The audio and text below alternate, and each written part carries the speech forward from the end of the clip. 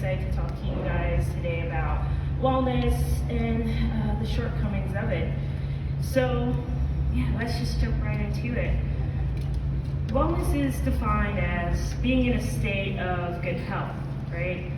But how can we be in good health when the systems that, run our everyday lives actively work against our well-being?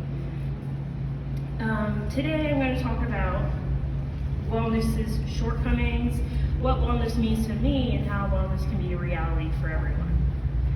So just a little bit of background about myself. My name is Ifetayo. I came into the drug policy reform space as an intern at the Drug Policy Alliance back in 2013. It was there that I shared my story of growing up with a parent in prison. My father was convicted of cocaine trafficking when I was about 4 years old, and he ended up being deported after his release. So I started sharing my story about how parental incarceration affects children, affects families, how it impacts communities. And I garnered a lot of attention and coverage on the war on drugs and parental incarceration, and I was just beginning to understand how massive and violent the war on drugs has been to our communities across the country and around the world. 2 years later, I started working at the Multidisciplinary Association of Psychedelic Studies. Many of you know them as MAPS. And I started learning about the history, the importance, and the potential impacts of psychedelics. But after 8 months, I left my role at MAPS just because it was not a good fit for me. I learned a lot about the psychedelic world, but I was also the only Black person at the company at the time, which made things a little awkward. But I moved back east to New York and started working at the Drug Policy Alliance again because I was committed to furthering drug education, legalization, decriminalization. But at the same time, I missed working on psychedelic research because it shows a lot of promise, right? So in 2016, I wrote a piece for Symposia called Why the Psychedelic Community is So White. And it sparked a lot of dialogue around race, colonization, inclusivity. But it wasn't enough for me to just start a dialogue. I wanted to create a space for Black folks like myself, people of color who are interested in psychedelics. I wanted to use my knowledge of drug policy reform, healing properties of psychedelics to help people unpack trauma, to find joy, and to live their best lives.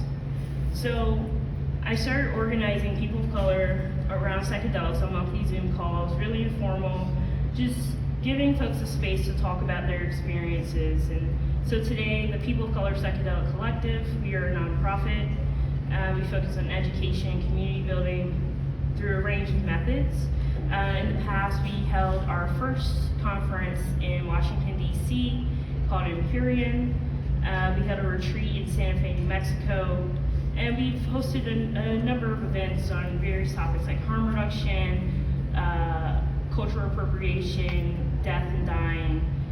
And so being on this journey, it's allowed me to see the full potential of how inclusivity and communal care can support wellness for all. Wellness is also seen as self-care, doing healthy things that feel good to you, right? Audre Lorde is credited with using the term self-care in her collection of essays, A Burst of Light on Living with Cancer. In her piece, Lorde says, I had to examine in my dreams, as well as in my immune function tests, the devastating effects of overextension. Overextending myself is not stretching myself. I had to accept how difficult it is to monitor the difference. Necessary for me as cutting down on sugar, crucial, physically, psychically. Caring for myself is not self-indulgence, it is self-preservation, and that is an act of political warfare.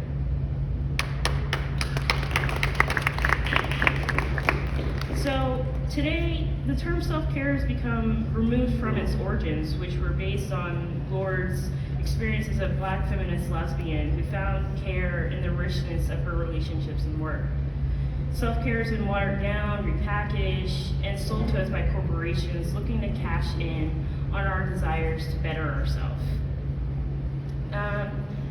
And when we bring psychedelics into play with that, psychedelic wellness looks like retreats, ceremonies, a visit to the ketamine clinic, or a microdosing regimen. A stark contrast to the traditional usage of these substances. Now, don't get me wrong, I'm no stranger to wellness. I grew up with very health-conscious parents. My siblings and I were very physically active growing up. But the commercialization of self-care, especially in the midst of a global pandemic, has shown the incredible limitations on our current care infrastructure. This summer, I attended a grief retreat in upstate New York. The first night we convened, about 20 of us formed a circle and shared why we were there. A few folks spoke about losing their parents or being in the process of losing their parents to a slow decline. It became clear that this space was much needed after surviving the ongoing pandemic, where over 700,000 Americans have lost their lives, and that the level of grief that we're experiencing in this moment is overwhelming, with little support or reprieve. I thought to myself, what would our culture look like if retreat or respite was institutionalized rather than individualized in our society? And no, I'm not saying we're going to force people into retreat centers, but I mean creating policies that allow for more rest, including health care, paid leave, subsidized childcare, and increased access to caregivers and care workers. I recognize that attending a retreat means that I can afford to take time from work, find a cat sitter, afford transportation to the retreat center, which is something most people cannot do in our country. But that shouldn't be the case. Like Tricia Hersey of the Nap Ministry says, rest is our birthright. And I believe that rest is probably one of the most human things we can do.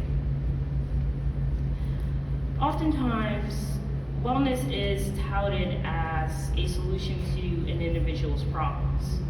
Many of you in this room, I'm sure, have watched the show 9 Perfect Strangers, where a diverse group of characters come together for a retreat, and the main character, Masha, played by Nicole Kidman, is, as Aaron Qualey says, a walking ethics violation in a bad way.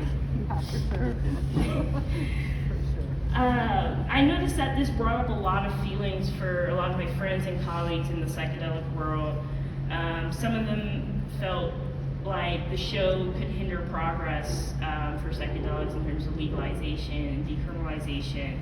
Some folks just felt like the show was creepy or corny.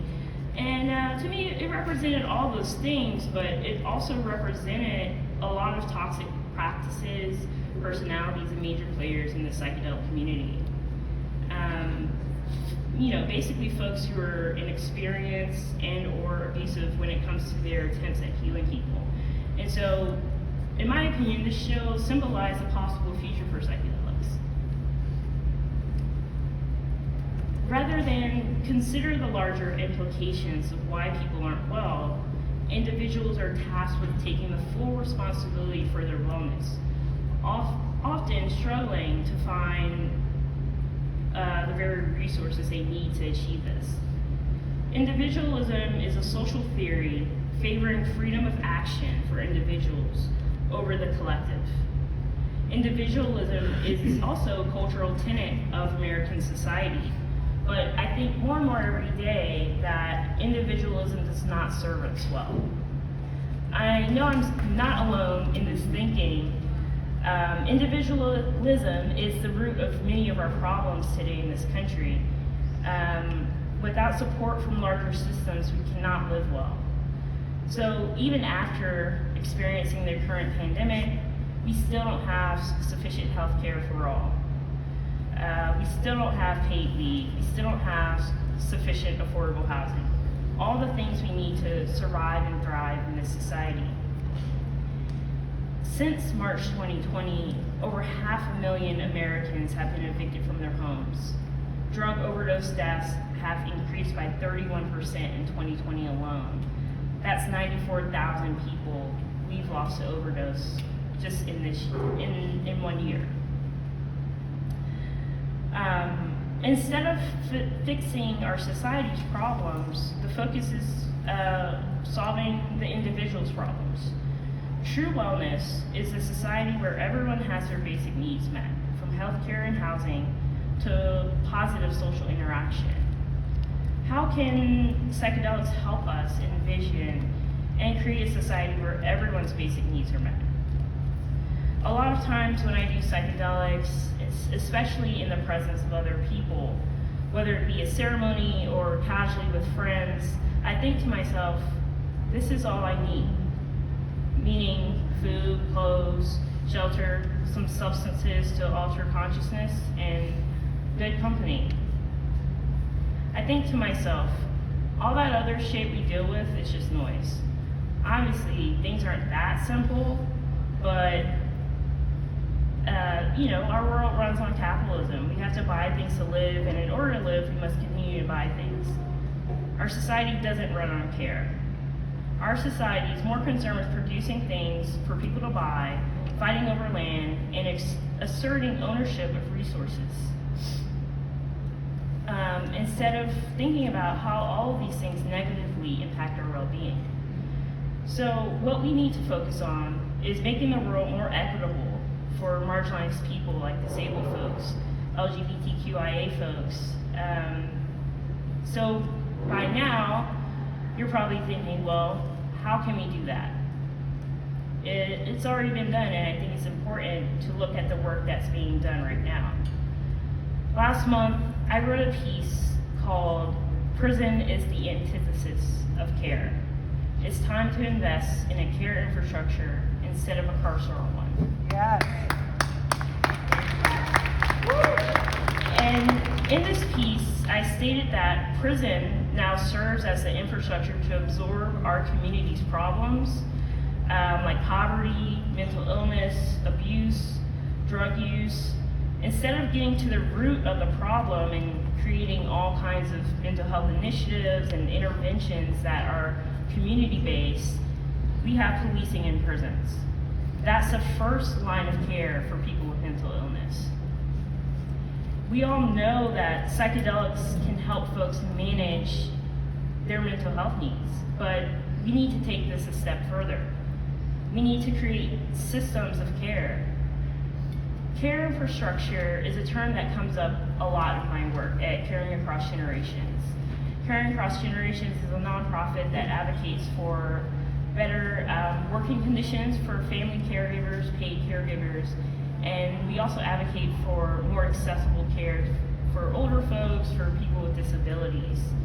But care infrastructure means policies, resources, services that are necessary to help meet the needs of families. Specifically, high quality, accessible, affordable childcare, paid family and medical leave, and home and community-based services and support. So recently, Congress has been going back and forth on the Build Back Better agenda, which would significantly increase funding to programs like these. And it would be a bold investment for all of us that would affect everyone's lives here. But I think that as time goes on, we'll need to expand on this concept of a care infrastructure. Because like I said, we've only been really expanding on our concept of a carceral infrastructure. So along with healthcare and general supports for families, we need more access to free mental health care. We need affordable housing. We need trauma experts and specialists. We need more educators. We need more healers. We need fewer jails. We need to stop saying all you need is love and actually build a world that revolves around love and care. And we can build a care infrastructure that supports the weight of everyone's needs, along with mediating the pain and collective trauma in the world. Psychedelics, along with many other substances, have served the purpose of healing in cultures throughout history. So I'm sure it'll continue to do that, but now we're in a funny moment where there are a number of corporations, ballot initiatives, community organizations popping up all over the country. Many of these entities are saying that they're here to serve the people, but are they really? And No. at what cost? Are we going to let corporations and government entities tell us how to use psychedelics? No. A few weeks ago, I was hanging out with a friend. We were having drinks, and we were talking about capitalism and psychedelics versus community groups. And I was joking around with her and saying that, well, soon enough, we might be seeing ayahuasca sold in cans in a bodega in New York City. And that may sound far-fetched, but I really don't think we're too far from that. And last year, the POC Psychedelic Collective, we had a Healing with Psychedelics online discussion. And my colleague, Daniel Garcia, he coined the phrase Psychedelic Mutual Aid. A lot of us became familiar with this term early on in the pandemic, where folks were coming together to help community members, neighbors with groceries, medicine, that kind of thing. And so, to me, Psychedelic Mutual Aid is a network that overrides all the barriers that people face when accessing psychedelic safety. A combination of harm reduction, healing work, and restorative practices that involve accountability. We don't need to wait for the government to catch up to do what's right. We can reclaim our power and do what's right by helping each other heal, with or without psychedelics. I think we also need to talk about our grief. Dying should not be a taboo topic. We're all gonna die one day. We all know someone who died. So why are we shying away from something that we all experience in life? Yes. Earlier this year, we had a workshop on grief and death and dying, and we talked about how a lot of people don't want to admit, but death can be very political as well, right? The fact that we know what harm reduction concepts can save lives, and our government or public health agencies don't do that. That's, to me, is political, right? Because we're disposing of people. We're telling them that their lives don't matter. You're a drug user, so you're disposable. Care, like psychedelics, is not one-dimensional, nor should it be. Wellness for one person contributes to the wellness of all. Individual experiences like tripping, they can inform how we are able to move forward towards a world that places a higher value on rest, connection, and communal support. Imagine if the millions of people who are vilified for their struggles had the space and resources to become well. I know, at least for myself and my family, life would look much different. Thank you guys so much.